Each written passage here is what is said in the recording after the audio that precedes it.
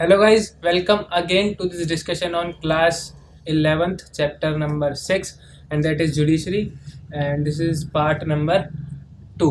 So part 1 में हमने बहुत सारी चीज़ें डिस्कस कर ली थी जुडिशरी के बारे में, ठीक है, कि जुडिशरी के फंक्शन क्या क्या होते हैं। सिर्फ जुडिशरी का काम हम बात करें तो केसेस सुनना नहीं है, बहुत सारे काम होते हैं जुडिशरी के जो वो परफॉर्म करता है। हमने देखा था किस तरीके से अपॉइंट किया जाता है सुप्रीम कोर्ट के जजेस को, एंड हम बात करें लोअर कोर्ट के जजेस को भी सेम प्रोसेस होती है, ऐसा कुछ खास चेंज नहीं आता उनमें। तो रिमूवल देखा था हमने, अपॉइंटमेंट देखी थी। तो रिमूवल में हमने देखा था कि किस प्रकार से प्रोटेक्शन दे रखी थी किसको, सुप्रीम कोर्ट के जजेस को, ताकि वो क्या कर सकें, मतलब फ्री एंड फेयर जजमेंट दे सकें, कोई भी उनके ऊपर पॉलिटिकल प्रेशर ना हो। इसकी इंश्योरिटी दे रखी थी हमें हमारे कॉन्स्टिट्यूशन ने, ठीक है। सो यही तो फ़ायदा ना रिटर्न कॉन्स्टिट्यूशन का, कि कोई चेंज नहीं कर सकता उसे आसानी से। चेंज कर सकता है, इस पार्लियामेंट के पास ऐसा है, पावर है उसे चेंज करने की, बट इतनी आसानी से नहीं है, ठीक है। तो यस, हमारा कॉन्स्टिट्यूशन रिजिड भी है एंड वहीं पे हम बात करें तो थोड़ा सॉफ्ट भी है, ठीक है। दोनों ही काम करता है, लेकिन हम उस डिस्कशन में नहीं जाएंगे। हमें बात करनी किसकी, इस पार्ट नंबर 2 की, जिसमें आज हम करेंगे structure of the judiciary and the functions perform by the judiciary, और जो भी वो काम करता है उसके बारे में, ठीक है। सो स्टार्ट करते हैं। Structure of the judiciary is our first topic, ठीक है। तो क्या स्ट्रक्चर है, तो सबसे अच्छा स्ट्रक्चर है हमारी जुडिशरी का हम बात करें तो, और हम बात करें वर्ल्ड में बहुत ही अच्छे स्थान पे है हमारी सुप्रीम कोर्ट की पावर जो है बहुत अच्छी है। तो मैं एक गोला बनाना चाहूँगा यहाँ पे, ये एक गोला बना दिया मैंने, ठीक है। तो जो हमारी जुडिशरी है वो क्या है, independent independent independent and integrated. इसका मतलब क्या है, ये इंडिपेंडेंट है और क्या है, इंटीग्रेटेड। छोटा थोड़ा छोटा बन गया, तो इस तरीके से ये थोड़ा लिखा जाता है ताकि थोड़ा अच्छा लगे, ठीक है। तो इंडिपेंडेंट एंड इंटीग्रेटेड जो है वो हमारी जुडिशरी है, ठीक है। इस पर किसी का भी दबाव नहीं है। तो इंटीग्रेटेड और इंडिपेंडेंट, ठीक है। तो constitution of India provide for a single integrated judicial system. तो हमारे पास एक ही इंटीग्रेटेड जुडिशियल सिस्टम है, और वो क्या है, हमारा जो सिस्टम है वो क्या है, 3 टायर स्ट्रक्चर है। इसका क्या है, 3 टायर स्ट्रक्चर है इसका। अभी हम आगे देखेंगे इसका स्ट्रक्चर कैसा है। 3 टायर बोले तो सबसे ऊपर सुप्रीम कोर्ट, फिर इसके जुरिडिक्शन में आते हैं हाई कोर्ट्स इस तरीके से, और फिर इसके भी नीचे आएंगे क्या, लोअर कोर्ट्स ऐसे करके कुछ, ठीक है। फिर उसके नीचे तो इस तरीके से क्या है, first division, second division and third division. तो इस तरीके से हम बात करें तो ये 3 टायर स्ट्रक्चर फॉर्म करता है हमारा क्या, जुडिशरी ऑफ इंडिया, ठीक है। अब the structure of the judiciary in India is a pyramidal with the supreme court at the top, high courts below them and district and subordinate court at the lowest level. तो क्या है, एक pyramidal shape का है, जैसा कि मैंने बनाया था इस तरीके से पिरामिडल शेप का है, ठीक है। और 3 टायर स्ट्रक्चर हम इसे बोलते हैं। अब आगे बढ़ते हैं, इसी के साथ अपने कोर्ट्स देख लेंगे, ठीक है। तो सबसे ऊपर आता है हमारा सुप्रीम कोर्ट ऑफ इंडिया, उसके बाद आएंगे high court and then district court and subordinate courts, ठीक है। तो सुप्रीम कोर्ट के बारे में जान लेते हैं पहले। तो its decision are binding on all courts. तो इसका जो डिसीजन है ये सारे ही कोर्ट्स पे क्या है, बाइंडिंग है। इसके डिसीजन को कोई इनकार नहीं कर सकता कि भाई हम आपका डिसीजन नहीं मानेंगे, ठीक है। हालांकि सुप्रीम कोर्ट के पास ये पावर होती है कि वो अपना डिसीजन दोबारा से सही कर सके। अगर उसको लगता है कि मैंने गलत डिसीजन लिया है, देन वो उसको सही कर सकते हैं। तो ये पावर है सुप्रीम कोर्ट के पास, लेकिन जो डिसीजन उन्होंने इंस्टेंटली लिया है वो सब कोर्ट्स को मानना पड़ेगा। ये क्या कर सकते हैं, कैन ट्रांसफर जजेस ऑफ हाई कोर्ट्स, ये ट्रांसफर कर सकते हैं हाई कोर्ट्स के जजेस का।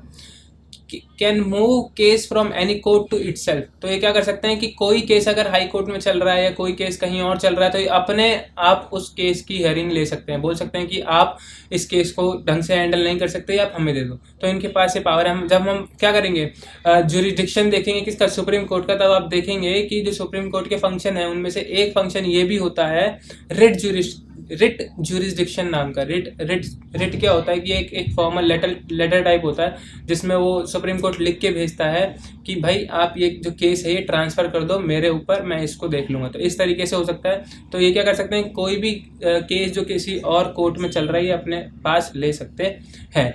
Can transfer case from one high court to another. ये क्या कर सकते हैं, ट्रांसफर कर सकते हैं case from one high court to another, इस हाई कोर्ट से दूसरे हाई कोर्ट पे, ठीक है। तो ट्रांसफर कर सकते हैं। बात आती है अब हाई कोर्ट की, ठीक है। हाई कोर्ट के पास भी कम पावर नहीं होती, लेकिन ये नीचे होते हैं सुप्रीम कोर्ट ऑफ इंडिया से, जाहिर सी बात है। तो can hear appeal from lower court. तो लोअर कोर्ट से जैसे हम अगर मेरा कोई केस है और मैं चाहता हूँ कि मेरी जो सुनवाई है वो हाई कोर्ट में हो, so yes I can appeal. ठीक है, मैं अपील कर सकता हूँ किसमें, हाई कोर्ट में। Can issue writ for restoring fundamental right, ये भी क्या कर सकते हैं, रिट दे सकते हैं किसको, फंडामेंटल राइट के रिस्टोरेशन के लिए। सो अभी हम आगे पढ़ेंगे आर्टिकल्स के बारे में जिसमें लिखा हुआ है साफ साफ कि जो सुप्रीम कोर्ट ऑफ इंडिया है और जो हाई कोर्ट है ये दोनों ही क्या कर सकते हैं, रिट इशू कर सकते हैं। क्या कर सकते हैं, रिट इशू कर सकते हैं for the restoration of fundamental right.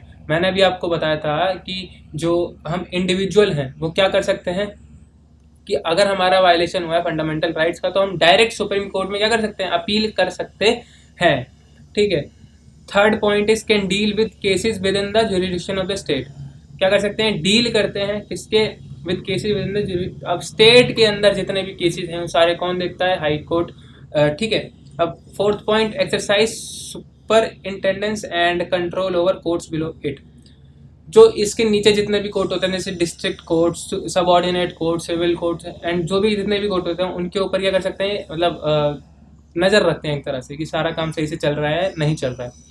Sorry guys अगर साइड से आवाज़ आ रही है थोड़ी बहुत क्योंकि काम चल रहा है हमारे नेबर में, so please sorry for that. ठीक है, मैं कोशिश करूंगा एडिटिंग के टाइम पे कि थोड़ी बहुत हट सके, लेकिन अगर थोड़ी बहुत फिर भी आती है तो सॉरी फॉर दैट। ठीक है, अब बात आती है डिस्ट्रिक्ट कोर्ट की।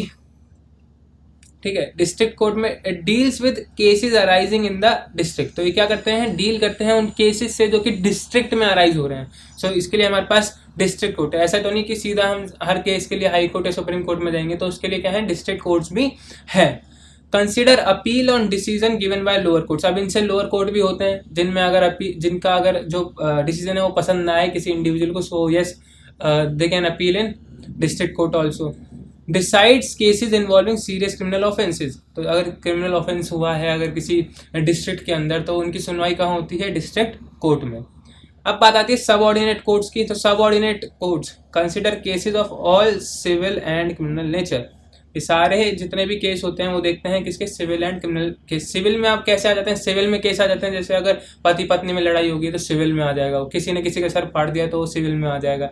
ठीक है, क्रिमिनल में भी आ सकता है वो। ठीक है, कि अगर लड़ाई से ज़्यादा क्रिमिनल समझ रहे हो ना, क्रिमिनल अलग नेचर होता है। सिविल मतलब घर से अगर कोई दिक्कत है, ठीक है, किसी के पिता ने उसके बेटे को मार दिया तो सिविल में आ जाएगा। तो ये सारी चीज़ें होती हैं जो सिविल में आ जाती हैं। ठीक है, नेक्स्ट अब बढ़ते हैं हम जुरिस्डिक्शन ऑफ सुप्रीम कोर्ट कि क्या क्या जुरिस्डिक्शन एरिया है किसका, सुप्रीम कोर्ट का, कहाँ कहाँ सुप्रीम कोर्ट अपना बस चला सकता है बेसिकली। ठीक है, तो सबसे पहले आता है इसमें ओरिजिनल जुरिस्डिक्शन, उसके बाद आएगा रिट जो मैंने भी बताया था आपको, रिट जुरिस्डिक्शन। इसके बाद अगर हम बात करें तो आएगा आपका अपीलेट जुरिस्डिक्शन। क्या आएगा, अपीलेट। उसके बाद एडवाइजरी एंड देन आर्टिकल्स कुछ इंपॉर्टेंट। ठीक है, तो 4 देख लिया हमने। ठीक है, कुछ स्पेशल पावर्स भी होती हैं इनके पास। ठीक है, तो कोई दिक्कत नहीं उसकी, पहले ये देखते हैं। तो ओरिजिनल में क्या आ जाता है, तो ओरिजिनल जो वर्क है किसका, सुप्रीम कोर्ट का, वो क्या है देखते हैं। तो original jurisdiction means cases that can be directly considered by the supreme court without going to the lower courts before that. तो ऐसे केसेस जो डायरेक्ट कहाँ आते हैं, सुप्रीम कोर्ट में आते हैं without going to the lower court means high court, district court, subordinate court. यहाँ जाए बिना अगर जो केस सीधा कहाँ आता है, सुप्रीम कोर्ट में, तो उसको हम क्या कहते हैं, ओरिजिनल जुरिस्डिक्शन। और इसमें कौन कौन से केसेस हो सकते हैं, अगर डिस्प्यूट है दो स्टेट्स के बीच में या सेंटर या स्टेट के बीच में, या किसी का फंडामेंटल राइट्स वायलेट हुए हैं तो सीधा सुप्रीम कोर्ट के पास जाएंगे। देन वो किस चीज में आएंगे, ओरिजिनल जुरिस्डिक्शन में। सो क्लियर कि कौन कौन से केस ओरिजिनल जुरिस्डिक्शन के अंदर आते हैं। नेक्स्ट हम बात करें, in any federal country legal disputes are bound to arise between the union and the state. तो ये बात मैं पहले बता चुका हूँ कि लीगल डिस्प्यूट्स होने के चांसेस होते हैं यूनियन और स्टेट के बीच में, और उसको रिजॉल्व कौन करेगा, हम बात करें तो सुप्रीम कोर्ट। किसके हिसाब से वो ऐसा करेंगे, सुप्रीम कोर्ट के जजेस कॉन्स्टिट्यूशन के हिसाब से। ठीक है, अब जैसा कि हमें पता है कि डिवीजन ऑफ पावर है किस किस के बीच में, स्टेट और यूनियन के बीच में, इसलिए हमारे पास क्या है, 3 लिस्ट हैं हमारे पास। क्या क्या है, union list, state list and concurrent list. ठीक है, तो ये सब चीज़ें हैं हमारे पास। हम बात करें तो यूनियन लिस्ट में 97 हम बात करें टॉपिक्स हैं, 66 हैं स्टेट में, कंकरेंट का याद नहीं मुझे, शायद 47 के आसपास हैं। तो ये सारे जो हैं इनके ऊपर ही ज़्यादातर क्या होता है, डिस्प्यूट होते हैं, तो इसको ठीक करने का। जैसा भी हम बात करें असम और मिज़ोरम में थोड़ी सी तू मैं हो रही है एक तरह से हम बात करें तो, उसको ठीक करने का काम उसमें अगर सुप्रीम कोर्ट चाहे तो उसे तुरंत रिजॉल्व कर सकती है, बट आई डोंट नो कि ये क्यों इसमें इंटरफेयर नहीं कर रहे। ठीक है, करना चाहिए ताकि जो है वो सही हो जाए। भाई भाई आपस में लड़ रहे हैं, स्टेट तो इंडिया की है ना दोनों, अब भाई भाई एक तरह से आपस में लड़ेंगे तो क्या होगा, समस्या है तो उसे सॉल्व करो ना। ठीक है, अब आती है बात किसकी, रिट ज्यूरिसडिक्शन की। अब any individual whose fundamental right has been violated can directly move the supreme court for remedy. So हमने देखा था constitutional remedy bill of right में, मतलब जो फंडामेंटल राइट्स हैं हमारे पास, उसमें एक राइट ये भी था हमारे पास, राइट टू कॉन्स्टिट्यूशनल रेमेडीज। अगर हमारे कोई फंडामेंटल राइट्स वायलेट करेगा तो हम सुप्रीम कोर्ट के पास डायरेक्ट जा सकते हैं और बोल सकते हैं कि भाई इस इंसान ने हमारे फंडामेंटल राइट को वायलेट किया है, हमें वो चाहिए। ठीक है, तो उसके लिए हम सीधा कहाँ जा सकते हैं, सुप्रीम कोर्ट के पास जा सकते हैं। Supreme court can give special order in the forms of writ. तो रिट की फॉर्म में वो क्या करते हैं, स्पेशल ऑर्डर्स देते हैं कि भाई इनके जो फंडामेंटल राइट है उनका रीस्टोर करा जाए। समझ में आ रहा है? ठीक है, अब रिट क्या होती है, जैसे कि मैं बता चुका हूँ कि एप्लीकेशन फॉर्म में होती है, जो कहाँ जाती है, किसी भी एक इंसान के, पर्टिकुलर इंसान के पास जाएगी, या फिर जैसे कि हमें हमारे फंडामेंटल राइट से वंचित कौन रख सकता है, मतलब हमारे फंडामेंटल राइट कौन छीन सकता है, कौन वायलेट कर सकता है। सो दो ही लोग हैं ऐसे, तो जहाँ तक मुझे पता है कि या तो कोई दूसरा पर्सन खुद तो अपने आप फंडामेंटल राइट वायलेट नहीं करेंगे, तो या तो कोई दूसरा इंसान, या तो फिर गवर्नमेंट आपसे ले सकती है। गवर्नमेंट इन द सेंस कि आपको बोलेगी कि आपको घर से बाहर नहीं निकलना। तो एक तरह से अगर मैं बात करूं तो गवर्नमेंट भी क्या कर सकती है, आपके राइट्स को थोड़ा सा बात करें तो उस पर पाबंदी लगा सकती है। फॉर एग्जांपल अगर मैं बात करूं तो दिवाली पे पटाखे ना फोड़ना, दिवाली पे पटाखे ना फोड़ना is a violation of your fundamental right. Yes, it's true, but वो किस बेसिस पे कि हम भाई किसी और की लाइफ को क्या कर रहे हैं, थ्रेटन कर रहे हैं बाय फायरिंग फायर क्रैकर्स। ठीक है, तो ये गलत है ना। अब किसी और को नुकसान हो रहा है अगर उस चीज़ से, तो ये हम नहीं कर सकते ना, दूसरे की लाइफ को थ्रेटन नहीं कर सकते। सो गवर्नमेंट क्या कर सकती है, हमारे ऊपर कुछ रोक लगा सकती है। ठीक है, तो ऐसा नहीं, अब ये मत बोलना कि भाई भैया ने बोला था कि हमारा फंडामेंटल राइट है हम पटाखे फोड़ेंगे, ऐसा नहीं है। पटाखे फोड़ना फंडामेंटल राइट नहीं है, लेकिन हाँ वो आपके रिलीजन के ऊपर है कि भाई हम हिंदू हैं तो हम दिवाली मनाते हैं, तो दिवाली मनाने के और भी तरीके हैं, किसी और तरीके से मनाओ। ठीक है, लेकिन हाँ पटाखे फोड़ने से नुकसान है तो प्लीज़ ना फोड़ें, बस ये है। ठीक है, तो बहुत सारी चीज़ें होती हैं फंडामेंटल राइट्स के अंदर, तो इसीलिए मैं बता रहा हूँ। ठीक है, नेक्स्ट हम चलते हैं आगे कि अब देखो रिट्स 5 तरीके की होती हैं। हम बात करें तो सबसे पहले आपको दिख रही है हेबियस कॉर्पस, उसके बाद आती है मैंडेमस, उसके बाद आती है prohibition, surgery and quo warranto. तो 5 होती हैं, और 5 क्या है, सुप्रीम कोर्ट इशू करता है। अब किस किस चीज़ के लिए करता है तो आप जानेंगे इसी वीडियो के अंदर। तो स्टार्ट करते हैं हम सबसे पहले हेबियस कॉर्पस से। ठीक है, अब लिख रखा है मैंने, अब आप यूट्यूब है भाई, स्क्रीनशॉट ले सकते हो। अमेजोन नहीं है, या फिर हम बात करें नेटफ्लिक्स नहीं है जो स्क्रीनशॉट नहीं ले सकते हो। तो नोट्स भी मिल जाएंगे एक तरीके से, वैसे बुक का ही आपके नोट्स मिल जाएंगे, क्योंकि ये बुक में नहीं लिखा, ये इतनी बड़ी डेफिनेशन तो नहीं लिखी, क्योंकि ये थोड़ा ब्रीफ में समझाने की कोशिश कर रहा हूँ मैं यहाँ पे, तो समझ में आ जाएगा। ठीक है, ये वैसे चैप्टर नंबर 2 में भी था, राइट फंडामेंटल राइट्स वाले में। सो वहाँ पे भी 2 ही लाइन लिखे तो ज़्यादा क्लियर होगा नहीं, तो इसलिए मैं चाहता हूँ कि इसका स्क्रीनशॉट ले लो ताकि बहुत अच्छे से क्लियर हो जाए। तो स्टार्ट करते हैं रिट्स के बारे में। तो सबसे पहली रिट होती है हेबियस कॉर्पस। तो the Latin meaning of the word habeas corpus is to have the body of. अब इसका मतलब क्या है, हेबियस कॉर्पस का मतलब to have the body of, मतलब जिसने भी, जो अनदर पर्सन है जिसने भी आपके फंडामेंटल राइट्स को वायलेट किया है, उसकी बॉडी अब सुप्रीम कोर्ट के सामने आनी चाहिए ट्रायल्स के लिए। अब this writ is used to enforce the fundamental right of individual liberty against unlawful detention. अगर अनलॉफुल डिटेंशन, अब लॉफुल डिटेंशन भी होता है। फॉर एग्जाम्पल आपको किसी जुर्म में जेल में डाल दिया जाए, ठीक है, फॉर एग्जाम्पल आपको अगर जेल में डाल दिया जाए for your any unlawful activity, तो आप क्या करोगे, आप बोलोगे भाई मेरा राइट टू लाइफ इन्होंने छीन रखा है, तो भाई आपके कर्मों की वजह से छीन रखा है ना। तो सिंपल है कि अनलॉफुल डिटेंशन की वजह से हुआ है, तो यस आपका जो है वो आपको डिटेंशन में रहना पड़ेगा। अदरवाइज जो जिसने भी आपका किया है तो उसको उसके सामने लाओ, सुप्रीम कोर्ट के सामने, वो देखेंगे कि हाँ ये सही है, तो आपके जो फंडामेंटल राइट है वो आपको रिस्टोर होंगे, अदरवाइज नहीं होंगे। Through habeas corpus, Supreme Court, High Court order one person who has arrested another person to bring the body of the latter before the court। मतलब उस इंसान की बॉडी कोर्ट के सामने प्रस्तुत की जाए जिसने भी आपके फंडामेंटल राइट को वायलेट किया है। सिंपल है, ठीक है। अब ये समझ में आ गया हेबियस कॉर्पस। टू, तो हेबियस कॉर्पस का सीधा सीधा मतलब होता है to have the body of, to bring the body of, simple. ठीक है, नेक्स्ट इज बात करते हैं हम मैंडेमस। क्या बात करते हैं हम? मैंडेमस। सो मैंडेमस में आएगा the literal meaning of this writ is we command. तो इसका मतलब क्या है? We command. अब इसके आगे देखेंगे।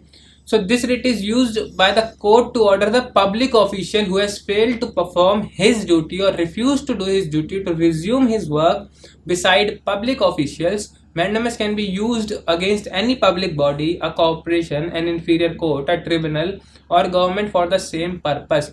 For example, अब इसका मतलब तो हमें पता है कि वी कमांड होता है। अब इसका वी कमांड मतलब देखो, जैसे कि आप किसी गवर्नमेंट ऑफिस में जाते हो, किसी भी गवर्नमेंट ऑफिस में जाओ, आप डीएम के ऑफिस में जाओ, एसडीएम ऑफिस में जाओ, तो अगर वो अपना जो आप उसका काम है स्टेट की देखरेख करना, अगर कोई इशू है तो उसको सॉल्व करना, अगर वो करने से उसे मना कर देता है, अगर वो उसे करने से मना कर देता है, अपना काम वो रिज्यूम नहीं करता है और रिफ्यूज़ कर देता है अपनी ड्यूटी से, तो वो क्या है? आपके फंडामेंटल राइट छीन रहा है इस तरीके से।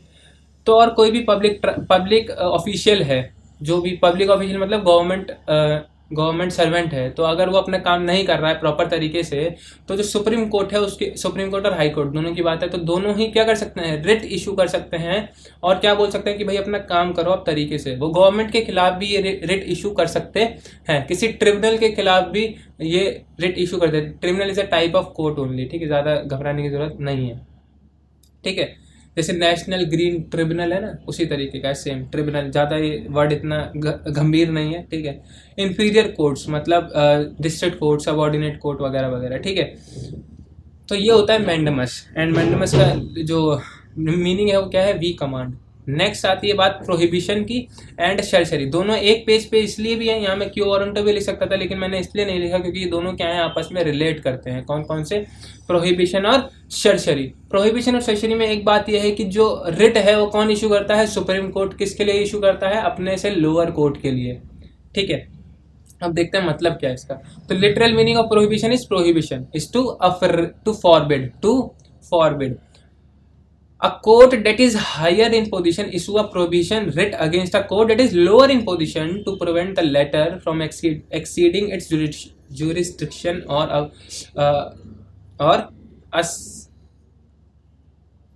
jurisdiction that it does not possess. It directs inactivity. Basically है क्या इसका मतलब? स्पेलिंग शायद मिस्टेक है यहाँ पे।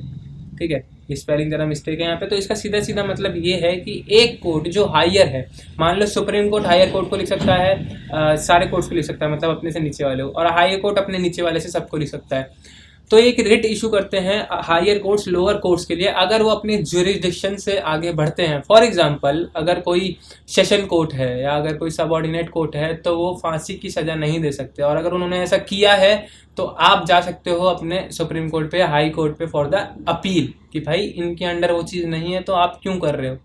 ठीक है, समझ में आ रहा है कि अगर कोई कोर्ट अपने ज्यूरिसडिक्शन के बाहर का काम करता है तो उसने क्या किया है? गलत किया है, एंड वो सुप्रीम कोर्ट के सामने आप जा सकते हो उस केस को लेकर। बात आती है शर्शरी की, एंड शर्शरी का मीनिंग है टू बी सर्टिफाइड और to be informed. So this writ is issued by a court higher in authority to lower court or tribunal, ordering them either to transfer a case pending with them to itself or quash their order in a case. तो basically इसका मतलब क्या है शर्शरी का? जैसा कि मैंने अभी आपको बताया था कि सुप्रीम कोर्ट के पास ये पावर है कि वो किसी लोअर कोर्ट का केस अपने पास मंगा सकता है फॉर देयर ट्रायल। अब शर्शरी का क्या है यहाँ पे? शर्शरी यहाँ पे इसलिए यूज़ हो रहा है क्योंकि आप सरसरी का काम है यहाँ पे ये कि सरसरी रिट इशू करेगा सुप्रीम कोर्ट अपने लोअर कोर्ट्स में, एंड देन बोलेगा कि जो आप केस की हियरिंग कर रहे हो वो हियरिंग ट्रांसफ़र कर दो मेरे तरफ। ठीक है, तो ये इसलिए रिट इशू होता है। So it is issued on the ground of an excess of jurisdiction और lack of jurisdiction or error of law. It not only prevents but also cures for the mistake in the judiciary. अगर कोई lower court ने कोई गलती कर दी है तो उसको ठीक करने का काम किसका है? सुप्रीम कोर्ट का। फॉर एग्जांपल, अगर किसी बेटे ने गलती कर दी है तो उसको ठीक करने का काम किसका है? पिताजी का। ठीक है, तो वही सेम है, supreme court is like father and the lower courts are like son. ठीक है, सो यहाँ पे अगर कोई गलती हो गई है, अगर बेटा जो काम नहीं कर सकता, फॉर एग्जांपल बेटे को कार चलानी नहीं आती और बेटा कार लेके निकल गया और ठोक दिया, ठीक कौन कराएगा? ठीक है, तो उस तरीके से आप ले सकते हो। ठीक है। सो जो काम जो जुरिडिक्शन हाई कोर्ट या हम बात करें नॉर्मल कोर्ट्स के अंडर नहीं आता है, तो वो काम कौन करेगा? Supreme court. एंड वो कैसे करेगा? रिट इशू करके। चारों रिट क्लियर है। हेबियस कॉर्पस पढ़ लिया हमने, और क्या पढ़ लिया अभी तक? प्रोहिबिशन पढ़ लिया, सर्सरी पढ़ लिया, एंड देन एक और था जिसका नाम था मैंडेमस। क्लियर। अब नेक्स्ट की तरफ बढ़ते हैं हम। चलिए, क्यू वारंटो। ठीक है। अब ये क्या है? बहुत ही आसान है। तो इसका मतलब है कि the literal meaning of the writ quo warranto is by what? Authority और वारंट। तो किस अथॉरिटी से और किस वारंट से? फॉर एग्जाम्पल, अगर कोई अथॉरिटी बिना उसके लायक हुए उस चीज़ को कर रहा है, तो वही बात है ना कि अगर कोई मान लीजिए हम एग्जाम्पल लेते हैं जय शाह का। जय शाह, अब सबको पता होगा जय शाह कौन है? बीसीसीआई का हेड है मतलब बेसिकली, है ना। सो वाई, क्या हम अच्छा, तो हमारे पास ये राइट है कि हम उनसे पूछ सकते हैं कि भाई आप किस अथॉरिटी से या किस तजुर्बे से आप वहाँ पर हो। सो ये है। अगर आपके पास वो काबिलियत नहीं है, मैं जैसा की बात नहीं कर रहा भाई, काबिलियत होगी तभी गए, ठीक है।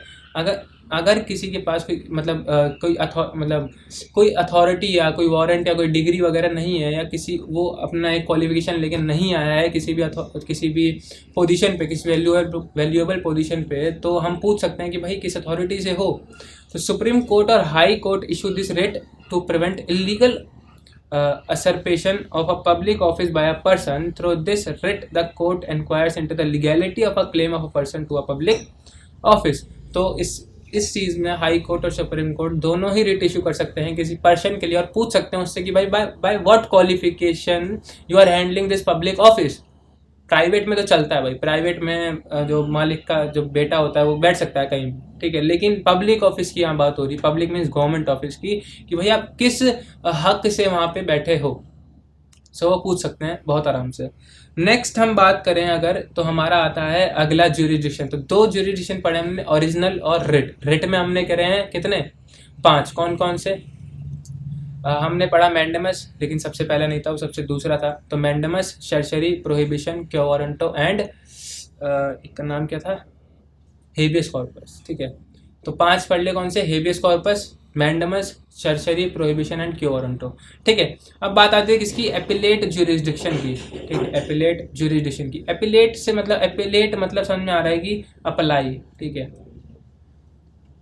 तो जो सुप्रीम कोर्ट है वो क्या है? हाईएस्ट कोर्ट है किसका? अपील का। कि अगर हमें कोई अपील करनी है तो हम कर सकते हैं कहाँ पे? लास्ट तक हम जा सकते हैं, सुप्रीम कोर्ट तक। बोलते हैं ना पिक्चरों में कि मैं सुप्रीम कोर्ट तक जाऊंगा, ऐसे करके बोलते हैं ना, सुप्रीम कोर्ट तक जाऊंगा। तो भाई जाओ ना, क्योंकि उन्हें पता है कि जो सुप्रीम कोर्ट है वो क्या है? हाईएस्ट कोर्ट है किसका? अपील का। एक पर्सन जो है वो सुप्रीम कोर्ट में डायरेक्टली अपील कर सकता है against the decision of high court या और लोअर कोर्ट। अगर हाई कोर्ट में अपील करनी है तो लोअर कोर्ट के डिसीजन के लिए करेगा। तो देखते हैं इसे। The supreme court is the highest court of appeal. Yes, ठीक है। A person can appeal to the supreme court against the decision of the high court. Yes, हमें पता है। अब however high court must certify that the case is fit for appeal, that is to say that it involves a serious matter of interpretation of law और constitution. तो ऐसे ही नहीं कि भाई कोई सा भी केस लेके चल दिए हम सुप्रीम कोर्ट में। सुप्रीम कोर्ट इतना खाली भी नहीं है, ठीक है। इतने सारे वो देख रहे हो ना मैटर सॉल्व करता है, तो उतना खाली भी नहीं है कि आप कोई सा भी केस लेके पहुंच जाओगे कि लो सर हमारी फाइल। ऐसे नहीं होता है। तो हाई कोर्ट क्या करेगा? इसे सर्टिफाई करेगा कि यस, ये केस अगर सुप्रीम कोर्ट में जाने लायक है या नहीं है, तो वो सर्टिफाई करेगा इस चीज़ को। एंड क्या करेगा? अगर वो जो केस है वो अगर कॉन्स्टिट्यूशन से रिलेटेड है, अगर इंटरप्रिटेशन ऑफ लॉ है वहाँ पे, इंटरप्रिटेशन मतलब अगर लॉ को किसी ने गलत समझ लिया है तो उसको ठीक करना है, ठीक है। जैसे हमें पता है कि 3 ऑर्गन होते हैं, फिर से ये चीज़ आएगी, एग्जीक्यूटिव, लेजिस्लेटिव एंड जुडिशरी। तो तीनों का काम होता है, देखो पहले का काम है लेजिस्लेचर का लॉ बनाना, अब एग्जीक्यूटिव का काम है उसको एग्जीक्यूट करना, और जुडिशरी का काम क्या है? उसको इंटरप्रेट करना। अगर इंटरप्रेटिंग पे बात आती है तो सुप्रीम कोर्ट में कोई भी अपील कर सकता है, otherwise no chance, supreme court से रिजेक्ट कर देगा। Simple. Next is appeal. Appellate jurisdiction means that the Supreme Court will reconsider the case and the legal issue involved in it. तो appellate jurisdiction का मतलब ये होता है कि सुप्रीम कोर्ट क्या करेगा? रिकंसिडर करेगा केस को, और जो भी लीगल इशू उसमें इन्वॉल्व होगा उसको देखेगा, कोई भी लीगल इशू है तो, ठीक है। अब बात आती है नेक्स्ट जुरिडिक्शन की, and that is advisory. Advisory मतलब, अब देखो प्रेसिडेंट जो है ना हमारे इंडिया के, वो किसी भी चीज़ में सुप्रीम कोर्ट की हेल्प ले सकते हैं, उनकी एडवाइस ले सकते हैं, ठीक है। तो मेंशन है कॉन्स्टिट्यूशन में कि भाई वो ले सकते हैं। और कॉन्स्टिट्यूशन में ये भी मेंशन है कि सुप्रीम कोर्ट चाहे तो एडवाइस दे, चाहे तो एडवाइस ना दे। तो this means advisory jurisdiction means this means that the president of India can refer any matter that is of public importance or that which involves interpretation of constitution to Supreme Court for advice. However, the Supreme Court is not bound to give advice on such matters and the president is not bound to accept such an advice. तो basically क्या है कि president of India कोई भी matter है जो public importance से related है, फॉर एग्जांपल अगर कोई एक्ट है या कोई लॉ है जो पास कर दिया है लेजिस्लेचर ने, बट प्रेसिडेंट को लगता है कि इसमें कुछ लीगल लैक्यूने है, मतलब मिसिंग पार्ट है कोई, तो वो क्या कर सकता है, सुप्रीम कोर्ट के पास बोलेगा भाई कोई एडवाइस दो मुझे कि क्या मिसिंग है, ये सही है, पब्लिक इंपॉर्टेंस से रिलेटेड होते हैं क्योंकि जितने भी लॉज बनते हैं। अब क्या है कि इसमें सुप्रीम कोर्ट के पास क्या है, इच्छा है उसकी, वो बाउंड नहीं है इस चीज़ के लिए कि उसे एडवाइस देनी ही देनी है ऐसे मैटर्स पे, ठीक है। लेकिन ऐसा भी है कि और जो प्रेसिडेंट है वो भी क्या है, बाउंड नहीं है उस एडवाइस को एक्सेप्ट करने का। अगर सुप्रीम कोर्ट ने एडवाइस दी तो प्रेसिडेंट के मन पे भी है कि वो एक्सेप्ट करे या ना करे। और वहीं उसी दूसरे हाथ पे भी अगर हम बात करें तो जो सुप्रीम कोर्ट है वो भी एडवाइस दे या ना दे कोई समस्या नहीं, ठीक है। दोनों के पास यहाँ पे थोड़ी सी पावर है। नेक्स्ट अगर बात करें हम तो article 137, article 134 same to same आपकी बुक की तरह लिखा है, यहाँ पे कोई मैंने मतलब ज़्यादा बड़ा लिखा नहीं। तो the supreme court shall have the power to review any judgment pronounced और ऑर्डर मेड बाय इट। तो सुप्रीम कोर्ट के पास क्या है, पावर है कि वो किसी भी जजमेंट को अपने जो उसने लिया है उसको रिव्यू कर सकती है, दोबारा से उसे चेंज कर सकती है, उसमें मैनिपुलेशन कर सकती है, इम्प्रोवाइजेशन कर सकती है, क्योंकि वो ठीक है। तो इस तरीके से वो जो सुप्रीम कोर्ट जो भी डिसीजन लेती है, जो भी ऑर्डर देती है, वो उसके ऊपर बाउंड नहीं होता, बाकी सब पे होता है, ठीक है। Next is article 144, all authorities civil and judicial in the territory of India shall act in aid of the supreme court. तो आर्टिकल 137 कहता है कि सुप्रीम कोर्ट अपने ही डिसीजन को रिव्यू कर सकती है। एंड देन हम बात करें आर्टिकल 144 की, तो ये क्या कह रहा है कि जितनी भी अथॉरिटीज़ हैं, भले ही सिविल हो जुडिशियल हो, जो टेरिटरी ऑफ इंडिया के अंदर है, जितनी भी टेरिटरी ऑफ इंडिया के अंदर है, वो उनको किस चीज़ में एक्ट करना पड़ेगा, aid of the supreme court, ठीक है। सुप्रीम कोर्ट से ऊपर नहीं जा सकते हो, ठीक है। सो मैं आपसे क्वेश्चन पूछ रहा हूँ कि मुझे कमेंट में बताना कि सुप्रीम कोर्ट ऊपर है या फिर कॉन्स्टिट्यूशन। मुझे पता है बहुत सिंपल क्वेश्चन है, ऐसा कोई ज़्यादा हार्ड क्वेश्चन नहीं है। और दूसरा क्वेश्चन है कि कॉन्स्टिट्यूशन ऊपर है या फिर पार्लियामेंट। अब पार्लियामेंट मतलब वही बात होगी ना लेजिस्लेचर टाइप में। तो देखते हैं कि कौन कौन इन दोनों के जवाब देता है। तो लास्ट में इंटरेस्टिंग सवालों के साथ मैंने आपको छोड़ दिया, और हो सकता है अगले वीडियो शुरू करने से पहले मैं आपको इसका उत्तर दूँ, ठीक है। और एक और न्यूज़ ये कि भाई जो जितने भी चैप्टर हो रहे हैं इनके आपको MCQs भी मिलेंगे, बिकॉज जो पैटर्न है वो चेंज हो चुका है। आपको टर्म 1 में MCQs देने हैं तो ये MCQs मिलेंगे। बट यार देखो मेन चीज़ क्या है, कॉन्सेप्ट क्लियर होना चाहिए। अगर कॉन्सेप्ट क्लियर नहीं है तो MCQ के आंसर नहीं दे पाओगे, और खास करके 11th के MCQs के, जो कि थोड़े घूमे हुए भी हो सकते हैं, ठीक है। तो बन रहे हैं धीरे धीरे, जैसे ही सारे चैप्टर के बन जाएंगे आपके पास आ जाएंगे सारे, एक एक करके आएंगे, यस। बट बनाने तो पहले पढ़ेंगे ना सारे, आधे में भी नहीं छोड़ सकते। तो इसी के साथ शायद ये टॉपिक ख़त्म, और ये जुडिशियल एक्टिविज्म पढ़ेंगे कल की क्लास में। So thank you and bye bye.